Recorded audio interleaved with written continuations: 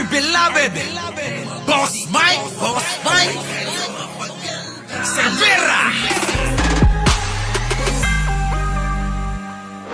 Talas-talasan lang ang isipan para hindi kayo naloloko ng kulto ni Duterte. Diba? Yan yun eh.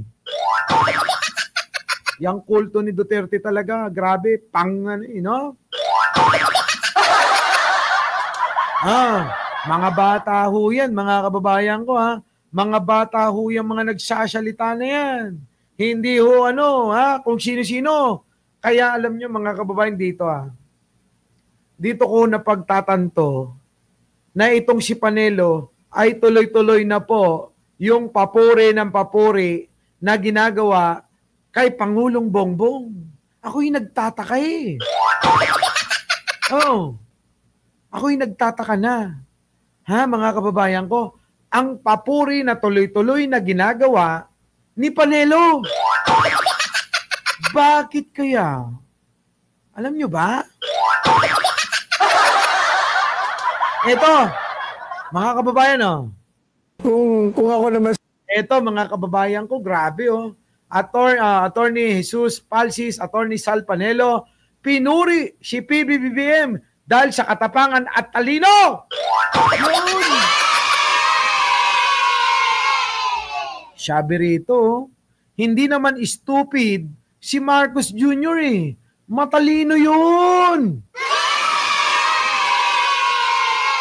Tuloy-tuloy na ho yung papuri ng papuri. No, tuloy-tuloy na ho yung papuri ng papuri ng papuri ni Panelo. Hindi ba kayo nagtataka? Shoutout dyan Luisa McMellon sa Alaska. Nandyan pa yung isa kanina na nasa UK. Si Federico Guerrero, shoutout sa inyong lahat. Ano po? Ay mga kababayan, nandyan na rin yung ating brother, DJ Byron, Music Topic TV, MTV na. Bakit? Eto, DJ Byron, makinig ka, Makinig ka. Si Panelo, nagtataka talaga ako rito eh. Ano ba to? Babaliktad na? Bumaliktad na? O baka naman meron pong ginawang kasalanan din ito na natatakot na baka mabuking na. Sa palagay nyo, kasi di ba saradong DDS yan?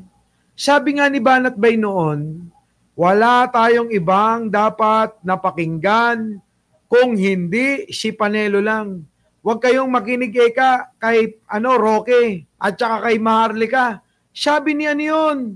Sabi ni Banat Bay. Tama? Pero ngayon ito Priscilla Ramasamy. Boss Mike, marami kasi nag-resign sa mga pwesto nila sa government. Baka may balak mag-apply ng work sa... Nako, ewan ko. Ewan ko Pero iba yung nararamdaman ko rito Baka meron tong nagawang kasalanan. Na baka maaaring maimbestigahan. Diba? So eto na, pakinggan ho natin. Oo, pakinggan ho natin itong sinasabi ni Panelo.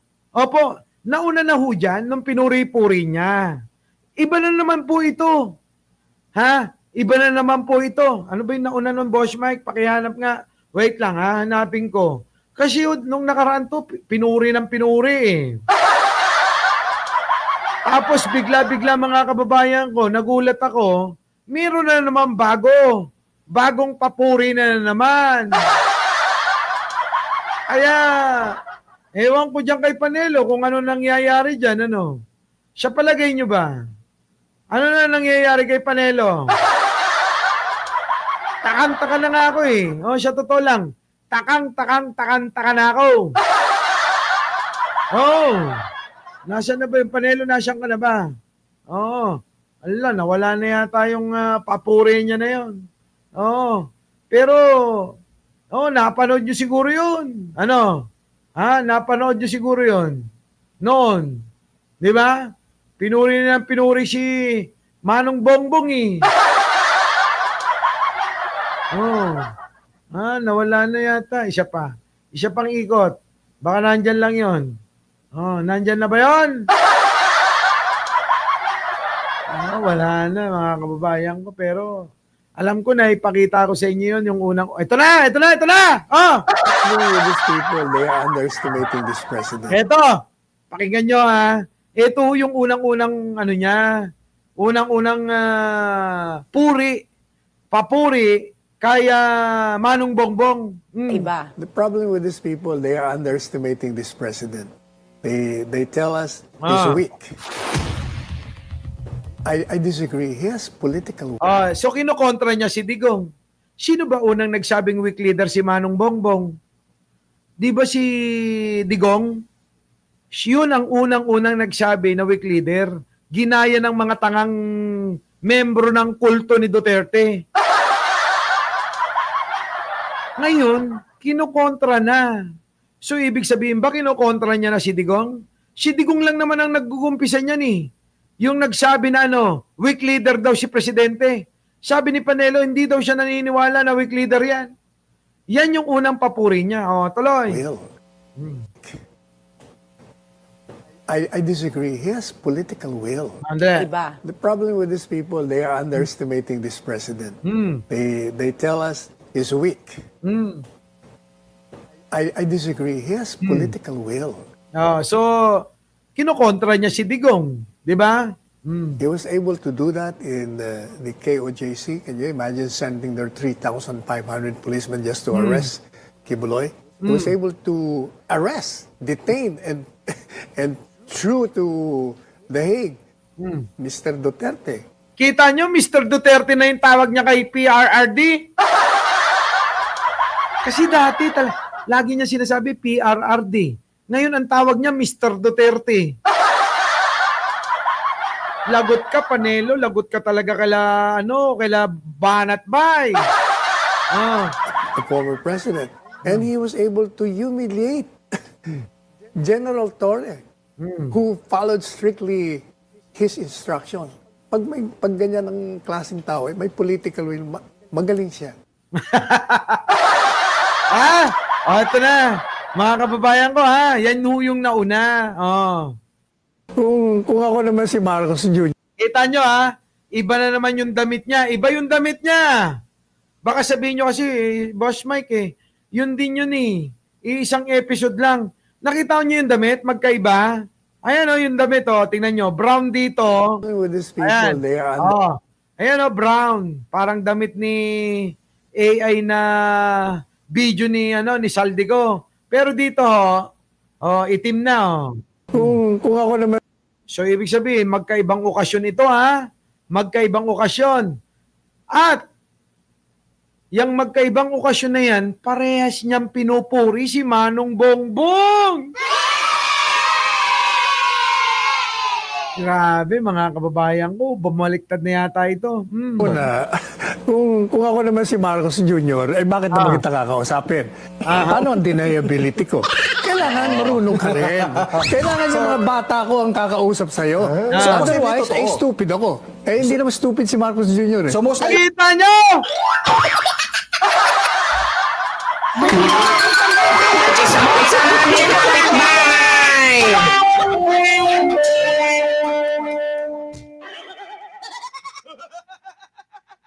Mga kababayan ko, si Panelo na lang ang pinakamatalino sa mga DDS. Pero siya yung nagsasabi, hindi daw stupid si Manong Bongbong, mga kababayan. Hindi! Chris Ulo! Matulog ka na, loko ka, hoy. Matulog ka na. Di ba? Oxnat siya. Ox na. Siya kumampi kay PBBM, wag lang kay Tamba.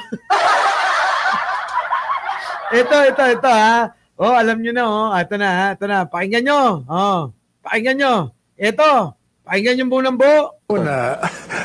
Kung ako naman si Marcos Jr., bakit naman kita kakausapin? Paano ang deniability ko? Kailangan marunong ka rin. Kailangan yung mga bata ko ang kakausap sa'yo.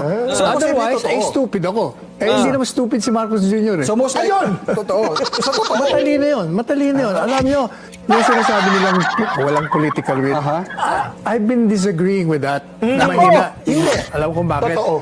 Can you imagine number one, biro mo, pinakulong niya si Kibuloy. Pinapunta niya yung 3,000 mahigit na mga Political pulis. will. Sa political will yun. Yeah. Isa pa. President Duterte. Biro mo, pinakulong niya si Duterte.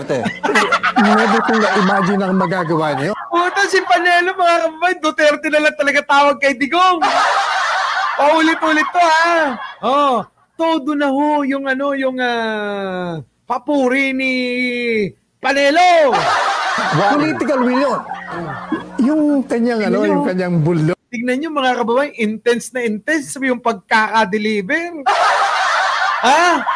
Intense na intense, mga kababayan. Gumaganon pa si Panelo. Gumaganon po. Iba, Si Torre, pagkatapos na sumunod sa kanya, hiniya niya.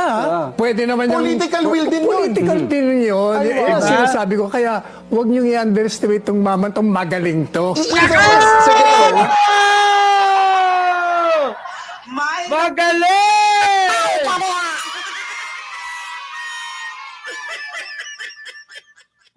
Mga DDS, sana magising na kayo kay Panelo. Kay Panelo mismo galing yan. Huwag nyo daw i-underestimate si Manong Bongbong namin. Mga tanga kayo. Di ba? Kay Panelo na galing mismo. Magaling si Manong Bongbong natin. Di ba? Ayan Eto, isa pa. Magaling dito yan Yung kanyang bulldog, si Torre, pagkatapos na sumunod sa kanya, hiniya niya. Pwede naman yung... Political will din yun. Political din yun. Yan ang sinasabi ko, kaya huwag niyong i-underestimate itong mama, itong magaling to. In fairness, Sir Dexter, I agree. Diyan ako mag-agree kay Attorney Sal. Pero ang term ko ay hindi political will. Tuso. Ay, kasama na yun.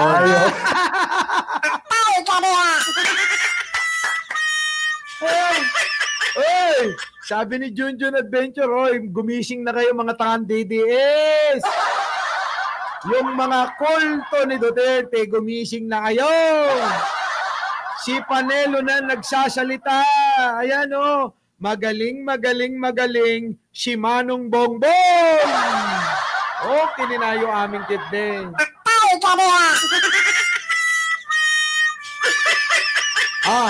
So paano? Ano masasabi niyo dyan, mga kababayan? Ano masasabi niyo? Wala na.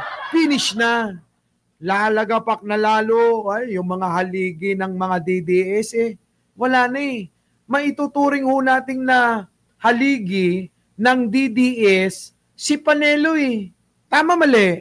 Haligi yan, mga kababayan. So ngayon, si Panelo, iba na ho yung litanya. Pinupuri, puring-puring niya na ho si Manong Bongbong. Wala na sila. Magising na kayo. So paano? Kaya hanggang dito na lang to. Mag-like kayo bago tayo maghiwa-hiwalay, Mag-like kayo. Kaya kapag namulat kayo sa katotohanan, kayo, mga inang-inan yung mga DDS kayo, huwag na kayong mapumikit.